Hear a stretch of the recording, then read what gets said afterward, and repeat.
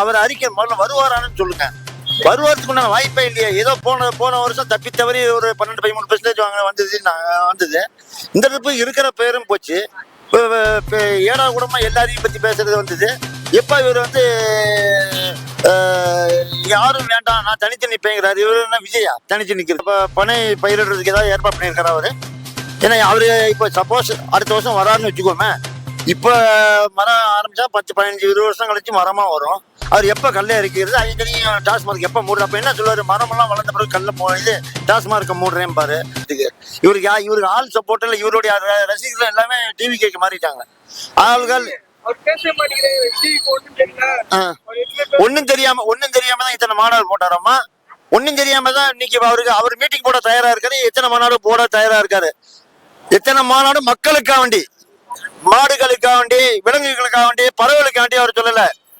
விஜய் பொறுத்த வரைக்கும் மக்களை சந்திக்கணும், மக்கள் பிரச்சனையை சந்திக்க ஊர் ஊரா போறதுக்கு அவருக்கு அனுமதி இல்லை. ஆனா மிச்சம் உங்களுக்கு மட்டும் அனுமதி கிடைக்குது. இவர் எதை பத்தி இவர் ஒழுங்கா பேச மாட்டாரு, சம்பந்தம் இல்லாம பேசுவார்னு சொல்லிதான் இவங்களுக்கு அரசாங்கம் அனுமதி கொடுக்குது. எதையுமே ஸ்ட்ரைட்டா பேசுவாரு, உண்மையை உடைப்பாரு அப்படிங்கிறதுதான் விஜய். அதனால அவருக்கு அனுமதி வெளியில கிடைக்க மாட்டேங்குது. இப்ப நீங்க சொல்ல போய் தான் எங்களுக்கே தெரியுது திருச்சியில மாநாடுன்ட்டு. விஜய் ஒரு இடத்துக்கு வராருன்னு ஒரு தகவல் இன்னொரு 15 நாள் கழிச்சு ஒரு இடத்துல மீட்டிங்னா இன்னைக்கு அலப்பறை கொடுக்க ஆரம்பிச்சாரு. நம்ம ஆளுக்கு அங்க போய் ரெடியா நிக்கிறாங்க, கடை எல்லாம் போட்டு பந்தாவா நிக்குது. இவர் சொல்லித்தான் எங்களுக்கே தெரியுது. இது வரைக்கும் நான் மக்கள்கிட்ட விசாரிச்சு பாருங்க. நீங்க என்ன 10 லட்சம் பேர் வந்திருக்காங்க, நிறைய பேர் இருக்காங்க. நாங்க அங்க வந்திருக்காங்களான்னு யாரு சொல்றது?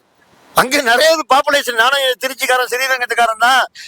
எங்க ஊர்ல எங்களை பத்தி சொல்ல வேண்டாம். எங்க ஊர்ல மக்கள் எதுக்கு வருவாங்க தெரியும். அதாவது அவங்களுக்கு வேலைங்க.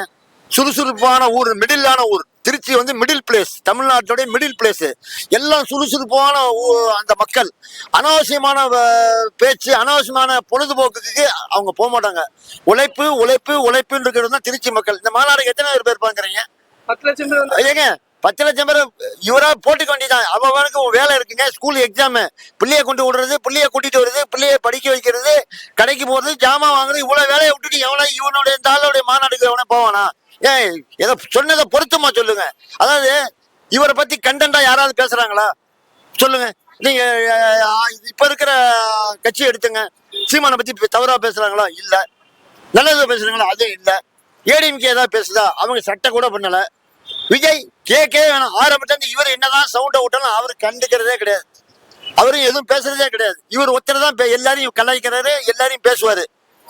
புரிஞ்சுட்டீங்களா? இவர் காலையில ஒரு டைலாக் விடுவாரு.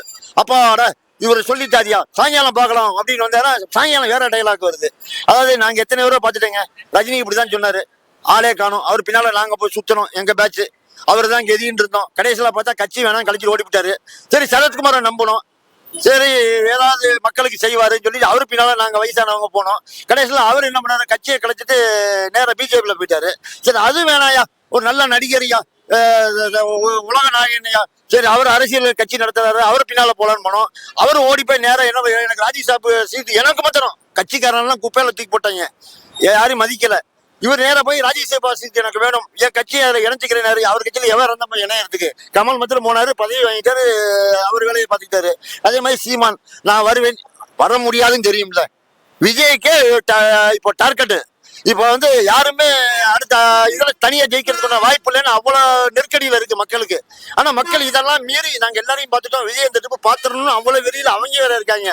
இவர் இன்னும் யாருன்னே தெரியல, மக்களுக்கு இன்னும் யாருன்னே தெரியல. இப்ப நீங்க சீமான் போட்டா ஒரு இப்ப ஓட்டு போடுற பசங்கள்ட்ட காமிங்க, தெரியல. பாப்புலாரிட்டி இல்ல இன்னைக்கு. இவருக்கு தான் இன்னைக்கு விஜய் அப்படின்னா பாப்புலாரிட்டி இருக்கு, வெளியில பேரு போகுது. ஏங்க இவர் இவ்வளவு கூட்டங்கிறாரு, 2 மாநாடு போட்டு 3வது போனதுக்கு இடங்கள் தர மாட்டேங்கிறாங்க அரசாங்கம். இப்ப அரசாங்கம் இடம் கொடுக்கட்டும், எத்தனை போடுறாரு பார்ப்போம். வரிசை பிளான்லாம் நிறைய இருக்கு, அட்வான்ஸ் டெக்னாலஜி நிறைய இருக்கு அவர்கிட்ட. அதனால அவர் பேசுறதுக்கு உண்டான பேச்சுக்கே இடம் இல்லை. 2வது இவர் அத்தை பண்ண இத்த பண்ண வர முடியாதுன்னு தெரியும்ல. அதாவது ஒரு ஆட்டக்காரிக்கு ஆட தெரியாதான். ஆக்சுவலா அவர் ஆட்டக்காரின்னு சொல்லிட்டு இருக்காளே தவிர அவளுக்கு ஆட தெரியாது.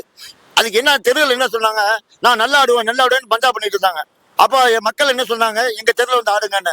ஆடுறேங்க, உங்க தெரு கோணலா இருக்கு, கொஞ்சம் கிராஸா உள்ளதை நேர் பண்ணி வைங்க.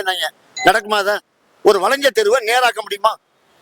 முடியாது. அதே மாதிரி இவர் வந்து என்னெல்லாம் சொல்றாரோ, ஐயா எப்பேற்பட்ட ஏடிஎம்கே காலத்திலேயே டாஸ்மார்க்கை ஒழிக்க முடியல. இப்ப இருக்கிற ஆளுங்கட்சி என்ன சொல்லுது, இதை விட்டா வேற வழி கிடையாது, செலவுக்கு வேற வழி கிடையாது. அவங்களே அக்செப்ட் பண்ணிக்கிறாங்க. ஏடிஎம்கே அக்செப்ட் பண்ணிக்குது, டிஎம்கே அக்செப்ட் பண்ணிக்கிறாங்க. டிவிக்கு இந்த சப்ஜெக்டை எடுக்கவே இல்லை. முத்துளியும் ஒழிப்போம்னு அவர் சொல்லவே இல்லை. இவர் தான் நான் எல்லாத்தையும் ஒழிச்சிடும், எல்லாத்தையும் ஒரே நாள்ல முடிச்சிடும். உங்களாம் இதை சாதிக்க முடியும்னு நினைக்கும் போது டிவிகே தலைவர் விஜயால அவர் சொன்னதை சாதிக்க முடியாதா? அவர் ஒன்னொன்னா சொன்னதானே சாதிச்சு வந்திருக்காரு. இப்போ இது வரைக்கும் ஆரம்பத்துல இருந்து என்ன பேச சொன்னாரோ அதான் சாதிச்சு வந்திருக்காரு. இப்ப வரக்கூடிய தேர்தலுக்கு உங்க ஆதரவு யாருக்கு? விஜய் இல்லாம அரசியல் இல்லைங்க. 2026 விஜய் இல்லாம சத்தியமா வாய்ப்பே கிடையாது. யாரும் வந்தாலும் சரி. ஏன்னு கேட்ட ஒரு சின்ன கால்குலேஷன்,